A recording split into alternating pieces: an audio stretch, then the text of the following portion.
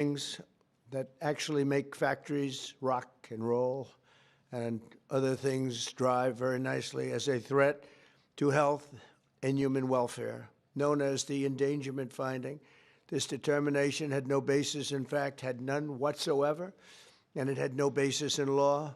On the contrary, over the generations, fossil fuels have saved millions of lives and lifted billions of people out of poverty and all over the world. And you see it with the blackouts all over where they don't use it, where they went to wind, intermittent wind, which is weak and ineffective and very, very costly, most costly energy there is. And people are dying because there was no air conditioning or there was no heating. Lots of other things, bad things happened. And yet this radical rule became the legal foundation for the Green New Scam, one of the greatest scams in history, probably as great, maybe even greater than Russia hoax, etc., which the Obama and Biden administration used to destroy countless jobs. And the jobs have been just decimated. Although they're all coming back because of tariffs, they're all coming back into our country at levels we've never seen before. But it raised prices and caused immense harm to the U.S. auto industry. We thought irreparable, but we've got them back. We're coming back now. I was in Detroit, as you know, with Ford, and they had one of the earliest plants from the early 1900s, and it was going to be closed down. And then when I won, they said, let's keep it open for a little while. Let's see what happens. And they just announced, as you know, they're going 24 hours around the clock with that same plant that was going to be closed because of what we've done. For example, under the endangerment finding, they forced the hated start-stop feature onto American consumers, which unnecessarily shuts off a car's engine when you stop at a red light. In other words, the engine goes off. That's great. The endangerment finding was also used to impose the massive and really very expensive electric vehicle mandate, expensive in the sense that nobody wanted it. Everybody was going to be forced to buy an electric car in a very short period of time, even though you can't power the car because we would have had to spend $5 trillion on power stations. That's all dead, gone, over. These crippling restrictions were a major factor in driving up car prices to unprecedented levels, and the car that you were getting was not nearly as good. In 4 years under the Biden administration, the price of a new and used car rose more than 22%, all to facilitate the Green New Scam without achieving any meaningful impact on the environment, but making the car worse. That is why, effective immediately, we are repealing the ridiculous endangerment finding and terminating all additional green emission standards imposed unnecessarily on vehicle models and engines between 2012 and 2027 and beyond. This action will save American consumers trillions of dollars and will lower the average cost of a new vehicle by close to $3,000. Think of that. During my campaign, I promised to cut 10 old regulations for every new regulation. And we've exceeded that. We've instead done it 10 regulations. We were able to cut 129. So now we cut 129. So think of that. I promised to cut 10 old regulations for every new one, but we did more than 10. We did 129. It's something, nobody can even believe it. So we did a lot of regulation cutting in the first administration, a record, nobody even close to it now. We're actually exceeding it in this administration. The biggest one yet that we've done is happening right now. So perhaps no industry has benefited more from our historic deregulation campaign than the U.S. auto industry. We canceled the EPA's absurd, just totally absurd, tailpipe emission standards, which was a disaster for automobile manufacturing, and revoked Biden's emissions waiver that would have allowed California to regulate automobiles for the entire nation. And they're crazy out in California.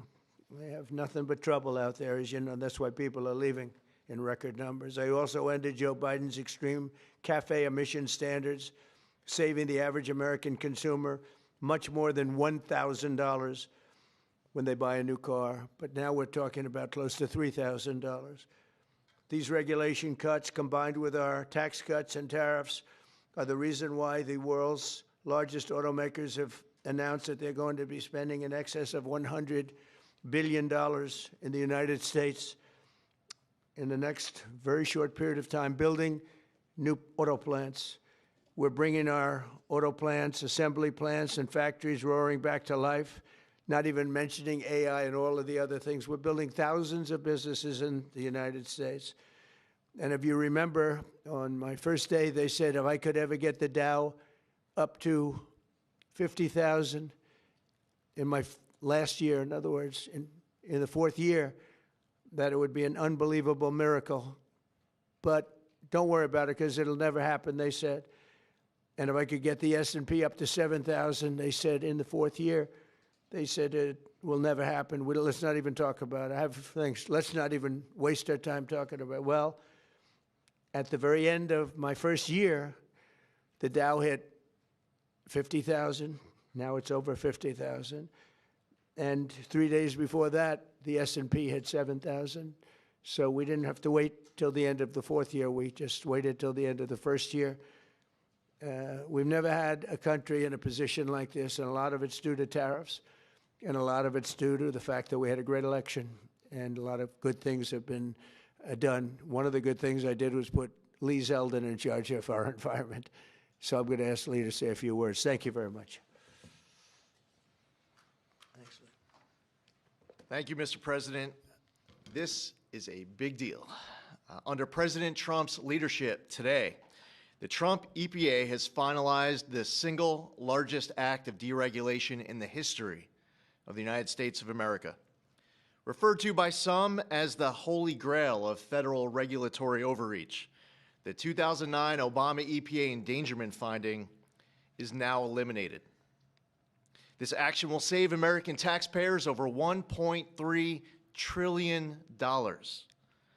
What that means is lower prices, more choices, and an end of heavy-handed climate policies. With today's announcement, American families will save over $2,400 for a new vehicle.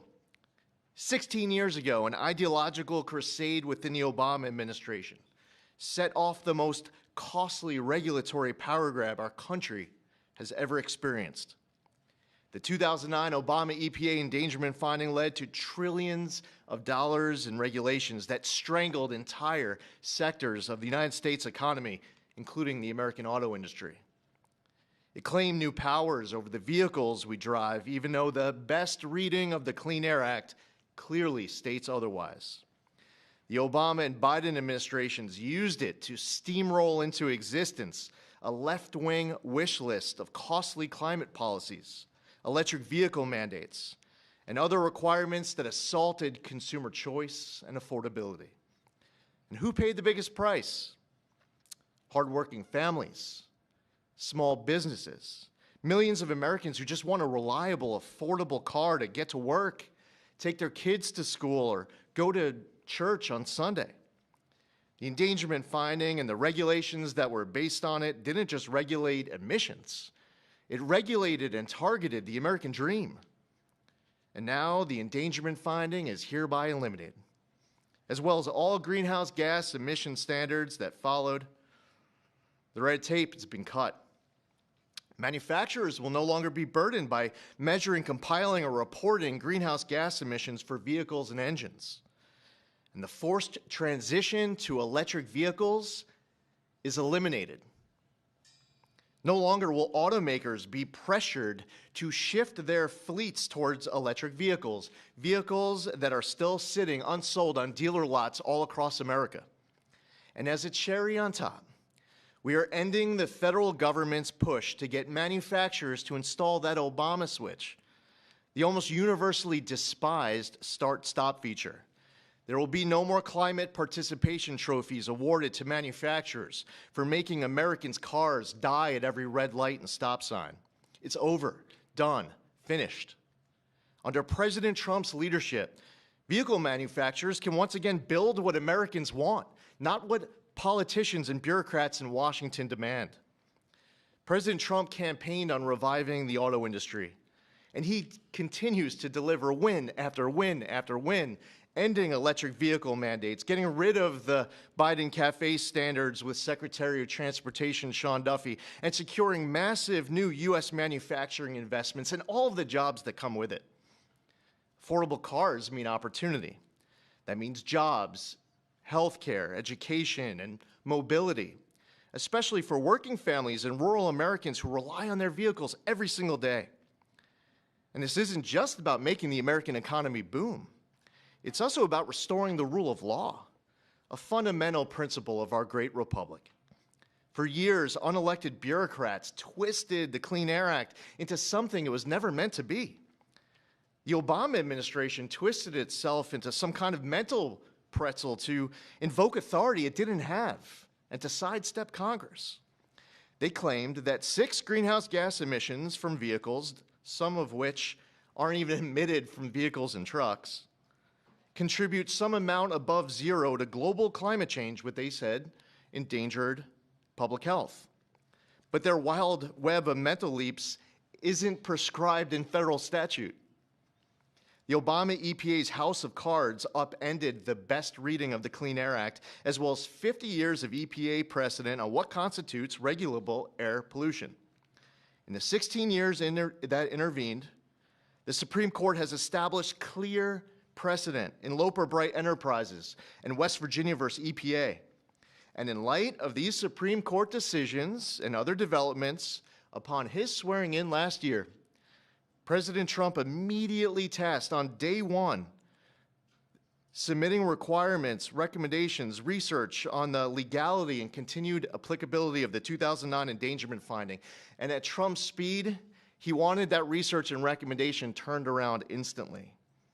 We looked at the Clean Air Act. We looked at what the highest court in the land had said, and we used a very simple metric. If Congress didn't authorize it, EPA shouldn't be doing it. Congress never voted for these climate mandates inside of Section 202 of the Clean Air Act. If Congress wants EPA to regulate the heck out of greenhouse gases emitted from motor vehicles, then Congress can clearly make that the law, which they haven't done for good reason. Today, we dismantle the tactics and legal gymnastics used by the Obama and Biden administrations to backdoor their ideological agendas on the American people.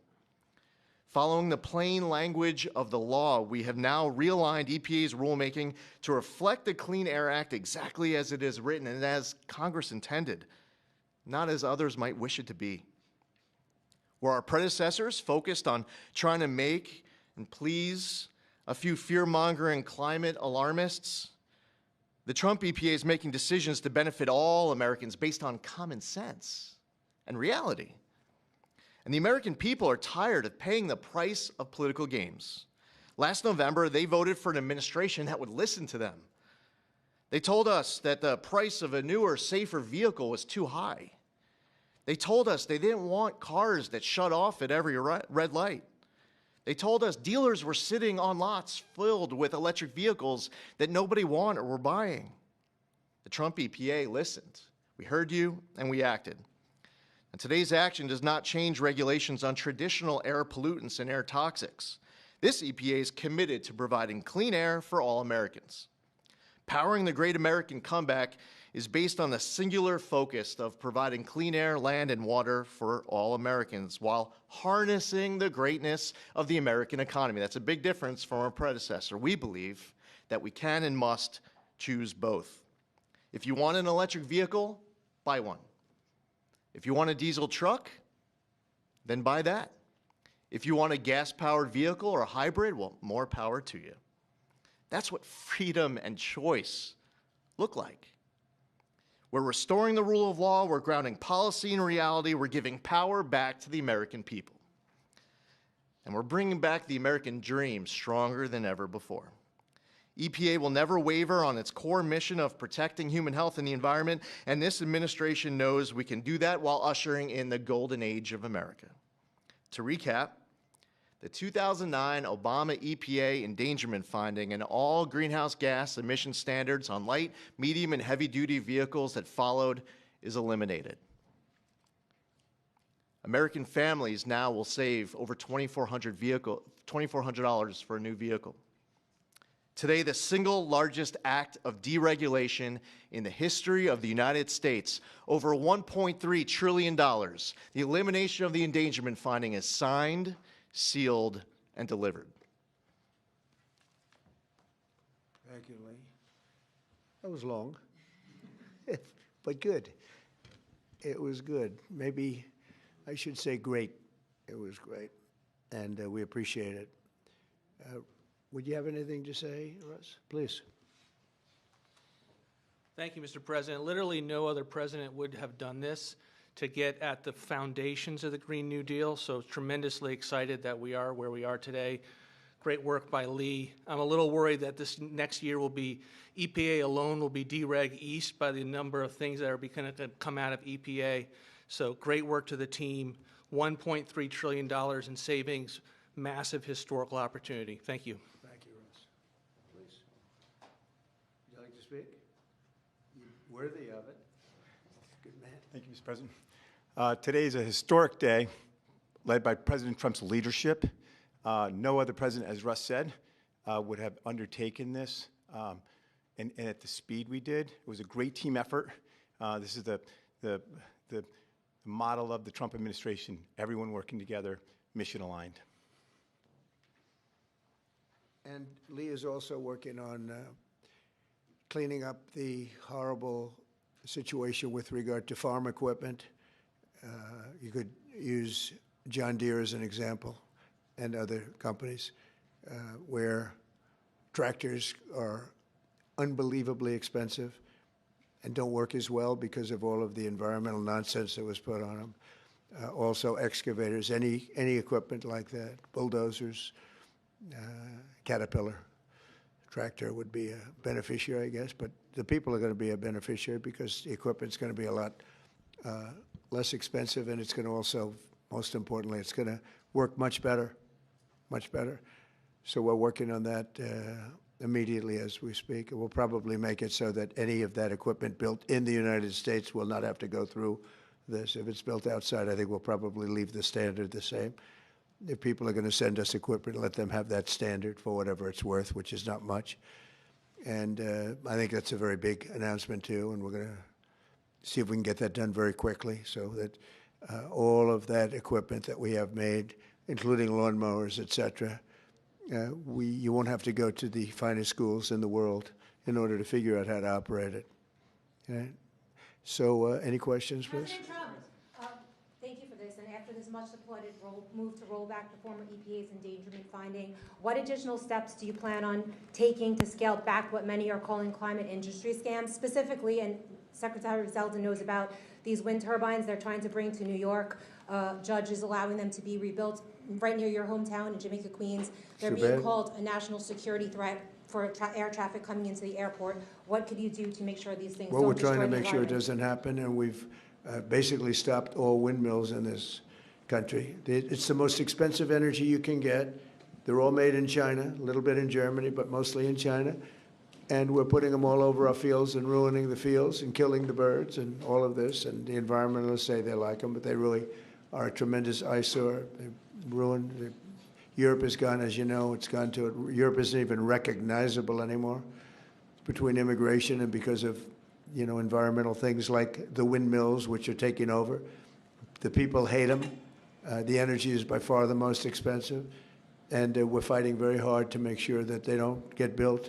I hope we don't have one built during my administration. We inherited some contracts where they've gone down the line a little bit. We're trying to terminate them for a lot of different reasons. One of the reasons, as you had mentioned, it's endangerment for the military. It's also endangerment for airliners. So we're trying to take care of those situations now. They should have never been allowed in the first place. Yeah, please. Thank you so much for taking Sure. questions. What do you tell Americans who are concerned that the $1.3 trillion in savings does come at a cost to public health and the environment based on science? I tell them don't worry about it because it has nothing to do with public health. This was all a scam, a giant scam.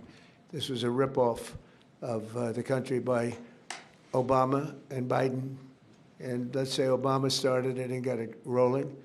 and a terrible ripoff. They'll have more money to spend for health care, if you look at it. Now they can go out and spend it on something that's meaningful.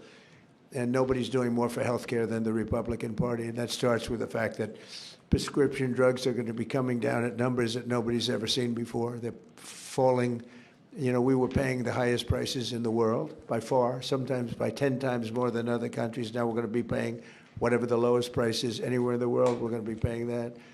It's called favored nations, most favored nations. And I think it's the biggest thing to happen in this world, the world of medicine, prescription drugs, ever. There's never been anything like it. You know, if like in my third year, first term, I actually got prices down 1/4 or 1/8%, and I was so proud of myself because they were like that for years and years. And since under Biden, they went up very, very substantially. And now they're coming down by, depending on, you could say 500, 600, 700%, depending on the way you want to, or you could say 80%.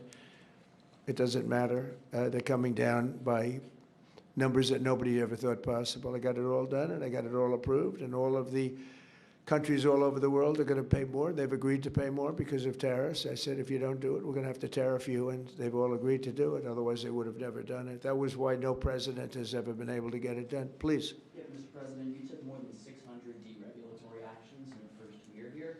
Coming from the business world, you know how unnecessary red tape can hinder business expansion, investment expansion. Given the magnitude of this announcement here today and the deregulatory action you took in your first year, how much economic growth can we expect to see as your term progresses? It's a great question. I think that it'll be enormous. Who knows really what the number is, but I can tell you in terms of economic growth, we have $18 trillion being invested in this country right now, the most ever of any country by far, not even close. Think of it, no matter where, not just here. $18 trillion is coming in, and that money is being spent right now as we speak in new plants and equipments. And you may have heard Lee mention, I mentioned also, that over $100 billion is going to be spent in this very short period of time just by foreign auto companies on building auto plants in the United States. The greatest thing that ever happened to the United Auto Workers. You know, the head man was not been nice to me, but now I understand he's saying this is the greatest auto president in history. But the auto workers gave me their vote, and they knew what I was doing, and they know what needed to be done. The tariffs saved them, but this is now taken it to a level that I think, Lee, that nobody ever thought even possible. They thought this was, nobody would have the courage to do it. We have to have the courage to do it because we're making America great again. This is a big factor in making our country great. If you look at some of these cars, they didn't even work. They had computers all over the place trying to save a half an ounce of fuel. We have fuel for the next 500 to 1,000 years under our feet, and they're trying like hell to save a half an ounce of fuel. The whole thing is just crazy. Please, go ahead, please. Mr. President, is climate cooperation with China no longer in America's interest? And could you please confirm that you are going to visit China the first week of April? Yeah, I'll be visiting President Xi in April. Look forward to it. He's coming here later in the year, and I look very much forward to it. No, our relationship with China is very good right now, and this is, you know, not relevant too much having to do with China, what we're announcing today. But no, my relationship with President Xi is very good. Yes? Mr. President, following your meeting with Prime Minister Netanyahu yesterday, has your thinking changed at all as it relates to these negotiations with Iran or the timeline with Iran? We have to make a deal, otherwise it's going to be very traumatic. Very traumatic. I don't want that to happen, but we have to make a deal. They should have made a deal the first time, and they got Midnight Hammer instead. And this will be very traumatic for Iran if they don't make a deal. Look, if they don't make a deal, then it'll be a different story. But we had a very good meeting yesterday with Bibi Netanyahu, and he understands. But it's ultimately up to me. If the deal isn't a very fair deal and a very good deal with Iran, then it's going to be, I think, a very difficult time for them in the back. I guess over the next month, something like that. Yeah, shouldn't take, I mean, it should happen quickly. They should agree very quickly. Yeah. Mr. President, we might be heading into a partial government shutdown. When was the last time you spoke with Chuck Schumer, and do you still feel Democrats are negotiating in good faith? Well, a week ago I spoke, but, you know, we have to protect our law enforcement. Actually, the Supreme Court gave a ruling, or one of the courts gave a very big ruling on masks that you have the right to use them, for personal protection if you want. So I don't know how that interjects. They want our law enforcement to be totally vulnerable and put them in a lot of danger. They have some things that are really very, very hard to approve, frankly. As you know, it's only pretend. We had various of the other bills. That's all done, but we're left with this one. We have to protect our law enforcement. Very important. Please. Why does Prime Minister Netanyahu want you to stop negotiating with Iran? He is, you're saying stop entertaining, stop talking to them? Didn't say that. We didn't discuss that. I'll talk to them as long as I like, and we'll see if we can get a deal with them. And if we can't, we'll have to go to phase 2. Phase 2 will be very tough for them. I'm not looking for that. Mr. President, there are currently 0 Israeli hostages left in Gaza because of you. Thank you for that. And now that the war is ending in Gaza and Israel, I wanted to ask, do you believe Bibi bears any responsibility for the security failures that we saw on October 7th? Well, October 7th was a rough time, and I guess everybody's responsible. What's you to look, but it was a terrible attack. It was a sneak attack. It was as violent as unfortunately, I've seen some of the results at levels that probably even you, good reporter, but probably you haven't seen. It was a horrible thing that took place. People were surprised. It was a surprise attack. Nobody saw that coming. He didn't see it coming. Nobody else would have seen it coming if they were in his position, I don't believe. But I can tell you he's been a very good wartime prime minister. He's been very strong. We've worked with him very well. We had tremendous success with Iran and everything else we've done. And he really has been. He's been, extraordinary as far as a wartime prime minister. Not easy. And, you have a president that refuses to give him a pardon. I think that man should be ashamed of himself. A pardon over this trial that's going on. The president of Israel, the primary power he's got is the power to give pardons. And he's not, he said he's given it 5 different times, but he doesn't want to do it because I guess he loses his power. I think the people of Israel should really shame him. He's disgraceful for not giving it. He should give it. But Bibi's been a great wartime prime minister, and I've been the best friend to Israel I think that they've ever had. A lot of people say beyond presidents that they've ever had, and we will continue to be. Yes, ma'am. On the SAVE Act, Mr. President, voter ID polls very well nationally. Even the majority of Democrat voters want it. Right. So why do you think Senate Democrats are resisting the SAVE Act, and what is your strategy and realistic pathway to getting the SAVE Act passed to ensure free and fair elections for the next generation? It's such a great question. I appreciate it, actually, because it's called the Save America Act. We've changed the name. It's the Save America Act, and the Democrats are against it. I heard one of them saying, we will stop the Save America Act. No, we're trying to save America. And it has to do with largely voting. And basically, it's got 3 very simple points. It's got voter ID, photo ID, but voter ID with a photo, right? It's got the confirmation of U.S. citizenship. You have to be a citizen. So you have a vote, you have an ID. That's about a 99% one. And I think 90% with Democrats. Then you have confirmation U.S. citizenship. That's about a 99% one with Republicans, about 86% with Democrats, except Democrat politicians because they cheat on elections. And then you have no mail-in ballots. And it would be no mail-in ballots, very important. We're the only country in the world that does a system like we do. We're the only country in the world that has mail-in ballots.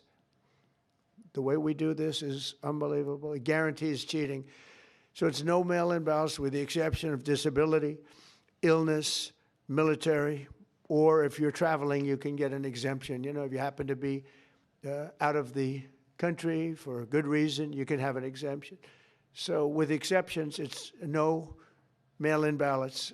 And that will assure the security of our crooked elections. We have crooked elections, yeah. Fired or disciplined that staffer who posted the video from your account that included the Obamas? No, I haven't. That was a video on, as you know, voter fraud, and fairly long video, and they had a little piece and had to do with the Lion King. It's been very well, it's been shown all over the place long before that was posted. But that was a very strong, and I'm sure you saw it, a very strong piece on voter fraud. And the piece that you're talking about was all over the place many times, I believe for years. Yeah, please.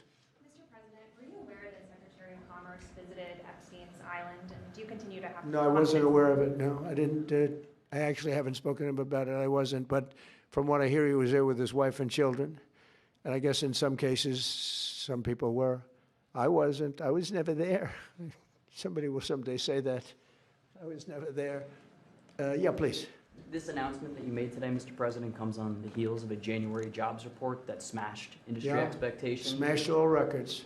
And a big feature of that was you reprivatizing the economy, an economy that was bloated with federal employment under the previous president. What's your message to Americans following this jobs report that smashed industry expectations? Is this just a sign that the best is yet to come? Thank you. The jobs report's amazing in certain ways because we have tremendously fewer federal employees, way down. And now I could have left them and added to what we did, and we would have had almost 100% employment. I could have gotten a great kick out of the fact that we're 100% employed. But we got rid of tremendous numbers of federal workers, and they hated me for it. Now they love me because most of them have gotten jobs in the private sector for 2 and 3 times more money than they were being paid by the federal government. We had some jobs where you had 10 workers for one job. 10 workers for a job that one person should be doing. And we've gotten rid of a lot of those jobs. And by getting rid of them, these people became available to work in the private sector. And as you know, the numbers are incredible. So the job numbers are incredible. The financial numbers are beyond belief. Again, they thought it couldn't be done in 4 years, and I did it in 1 year. And the numbers you're going to see is these I don't know if you notice also construction numbers, the jobs for construction workers. You know why? Because they're building plants all over the United States. That's why. And when these plants open in a year from now, some sooner, some a little bit later, but when these auto plants, AI plants, and thousands of other types of plants, when they open over the next period of a year, year and a half, you're going to see numbers like we've never seen before in this country. Thank you very much, everybody. Thank you. Thank you. Thank you, Mr. President.